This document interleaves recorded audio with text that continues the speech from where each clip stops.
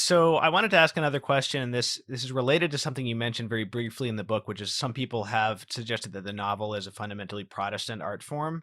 And I'm not aware of the whole background of that conversation, but I wanted to ask about it with regard to something not discussed in your book, which is the question of realism.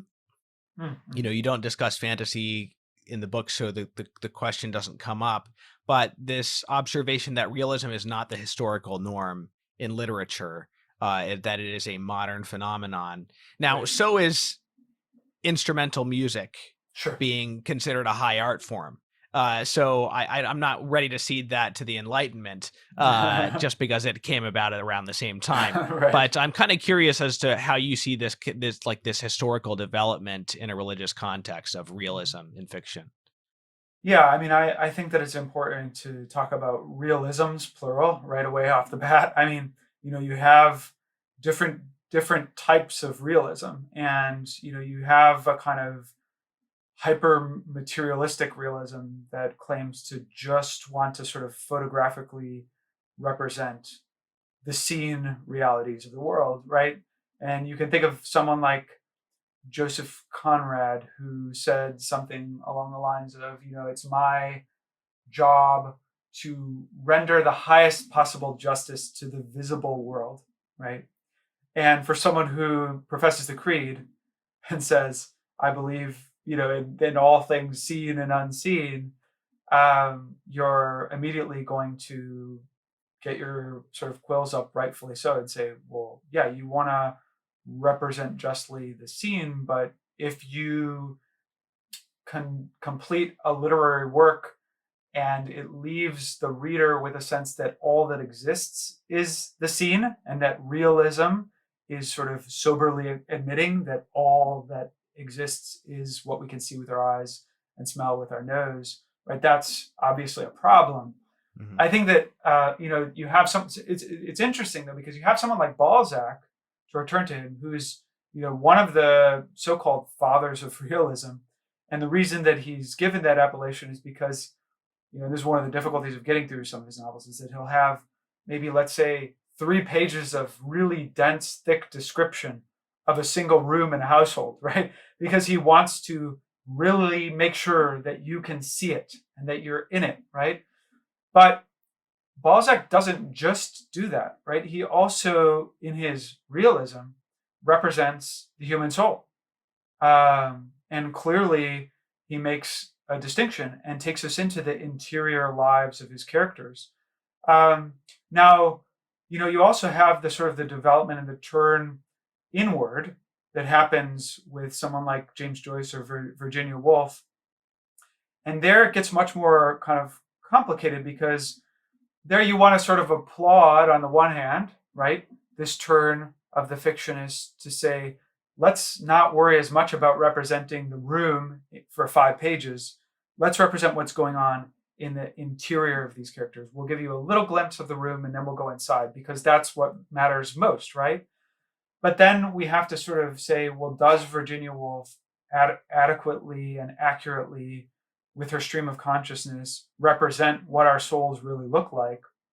Maybe sometimes she does, but other times her claim to represent those souls realistically is sort of overmuch because she's giving us these sort of overdetermined stream of consciousness souls that don't seem to have enough of a will, right, or even an intellect in some cases, if that makes sense.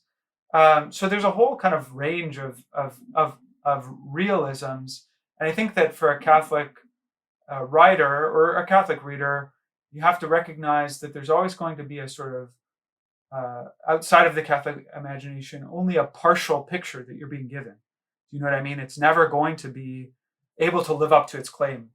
Dostoevsky, when he was asked about the question of realism, he said, "My fiction is sort of realism on a higher level.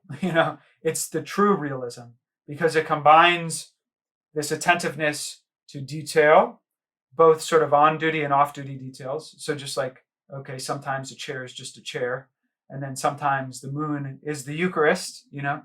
It does that, but it also gives you a sort of imitation of the human soul in its pursuit of sanctity. And he said that you need sort of all of that to have a true realism. What about the realism specifically with regard to the kind of excision of, you know, fantastic supernatural elements or folklore, legend, things like that. The Yeah. things that were just a mainstay in all literature. That's Oh more what I'm gosh. getting at Yeah, is yeah. like how does that relate to changes in, our religious culture? Is that something we can say is that that's something that Catholic literature will need to more definitively reclaim Oh, to be sort of authentically Catholic? absolutely think so. I mean, because as you probably know better than I do, because I'm not as well versed in, let's say, horror or fantasy. But I think that what happens, Flannery O'Connor worried about the sort of separation of nature and grace, and you could say that, right, in horror, for example, from what I have read and what I imagine, in many cases, what you have is a sort of hyper obsession with the supernatural that can be sort of lead you to dabbling in some pretty perilous things, Hmm. instead of it being a sort of in a more folkloric way, a sort of seamless part of weaving in and out of, right, like you have the sort of evening where the peasants are gathering around the fire, and there's like attention to the pig that's being cooked over it, right, and you get the taste of the pig, and then you also have this sort of ancestral spirit that shows up or something like that, right? Right, right. And so, yeah, it's interesting because you have, Gogol, the Russian writer Nikolai Gogol. In a lot of his earlier tales, he had more folkloric, uh, motifs like that, where demons would show up and angels would show up, and they would interact with sort of everyday people. And then in his later fiction, he kind of turned away from that. And of course, you have someone like Vladimir Nabokov. He's taking the super enlightened position of a sort of non-religious person who says that Gogol sort of grew up. You know what I mean? Like his later Mhm. fiction, where he excised that kind of folkloric supernatural, is better. It's superior, and I just think that that's not true. And you're absolutely right that there's a need to reclaim it. Right. I think that's part of my concern with like the overfocus, and we talked about this last time, the overfocus on some of these mid-century Catholic authors, like Percy, Connor, Yeah, is that the wider stream of the Catholic literary tradition as it existed back when literature was mostly poetry, I guess, yeah. is missed out on. No, I couldn't agree with you more. Yeah. I think we'll have to talk more about this some other time. I should probably read your book on Tolkien. I know it focuses on his politics. I mean, how much sort of political theory does one need to know to appreciate this book? To appreciate the Middle Earth and the Return of the Common Good. Yeah, I mean, I read it sort of in a way to be simultaneously an immersion into Tolkien and an education into political philosophy, different political philosophical ideas. So I assume very little, that I assume that no one's read Hobbes, or that no one's read Aquinas's treatise on kingship or his treatise on the hmm, virtues, or that they've not read Plato, Plato's political philosophy. I try to yeah, sort of just assume nothing. Yeah. right. Well, this is still, yeah, I think this will be an ongoing topic of conversation on this podcast. Is that like the way, and again we did discuss this last time already, but the way in which sort of like a Tolkien is cordoned off still even in the Catholic literary Yeah. world from some of these other authors.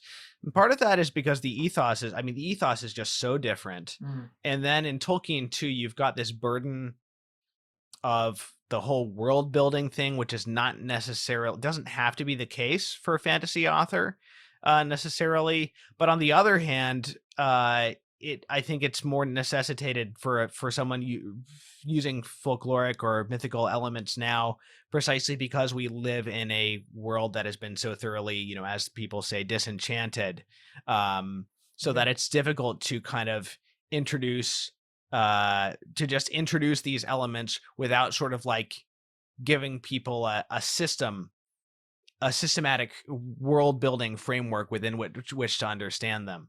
I think that's right. I will just make one kind of qualification, and that is that we do talk a lot about our age being a secular age, but I really don't think that it is as much of a secular age as we think that it is, or often speak about it as being, because there is such an uptick in fascination with the occult and sort of Mm. spiritualism and all of these sorts of things. And actually, there are also, even on the sort of highest levels of our national literary culture, there are a number of really contemporary novels that address and represent spiritual things. I think of Christopher Beha. He again is the editor of Harper's right now, and his Index of Self-Destructive Acts, explores a number of characters kind of searching for spiritual truth or spiritual nourishment, and some of them do so in a misguided way. So there's one character who actually has Lyme disease. She doesn't know that she has it, but she sort of trying to figure out why she feels like she's losing her mind. She goes to see a psychic, right, and gets herself in a good bit of trouble in doing so, because it makes her life worse. And then on the other hand, you have this war vet who's returned from fighting in Iraq, and he's moved by the street preaching of an apocalyptic sort of self-proclaimed prophet in Washington Square, in a city that I think you, Thomas, are familiar with because you may or may not live there. And he's Right. so fascinated by this street prophet that he asks to be baptized in the street prophet's bathtub. And then I'll just give one other example, which is in the new novel Missionaries by Phil Clay, who's a Catholic writer. There's a scene in Missionaries, and I think the most powerful and well-written strand of that novel is the religious one. There's a father and a daughter who have sort of both fallen away from their faith, and the daughter falls away from her faith because she joins these sort of Che Guevara-ist kind of revolutionaries, and then she gets herself into real trouble and danger. And at the worst possible moment, Phil Clay actually literally represents God. And I'm just going to read the passage here. He says, God, if there was a God, reached into Valencia's body and squeezed her lungs with his large hands and ran his fingers down her nerves and breathed hot breath over her eyes. And he tapped her heart once, then twice, as the blood rushed and drained and rushed and drained through her. And then he drew back, leaving a hole where the air rushed in. It's such a beautiful, well-written scene. And if you think about the way in which God is represented there, it's not just sort of like generic, kind of God, fill in the blank. It could be any God who fits a sort of, pluralistic mode. This is the incarnate God, right? He squeezes her lungs with his large hands. Who has hands, right? Christ. And so again, I think that there are signs of this sort of turn towards or return towards, mystification and a movement away from demystification. I like the example you just gave because I mean you could fit descriptions of God within realism or sorry spiritual happenings in a novel within realism from a Catholic perspective. Oh, this is real. But when you have a description that is so concrete like that, it does bring it past the limits of something like for example, what Walker Percy might represent. I mean, Yeah. he does have some explicitly supernatural things going on and stuff like that. But just the way that it's represented is more of like an unabashed Yeah. manner, I guess. Right. I think, That it has more in common with more like ancient forebears. I think that's right. And I think that actually, for all of their sort of well-renowned Catholicity, someone like Percy admitted that he was sort of reluctant to be that direct. In one interview, he said, if someone finds out that your project is to be a Christian novelist, the jig is up, right? And so he tried to kind of hedge, you know what I mean? He tried to hedge and be sort of, I think, overly careful in that regard. And his art, I think, in many novels sort of suffers for that. I know that that's probably like a cardinal sin to say as a sort of Catholic literary person, but Well, I also go further than that and say that I think if we look at someone like Walker Percy and G.K. Chesterton, they're best when they're writing essays. I think they're not actually, they're at their best when they're writing novels. I Yeah. think that they're, sort of trying to communicate ideas first and Right. foremost.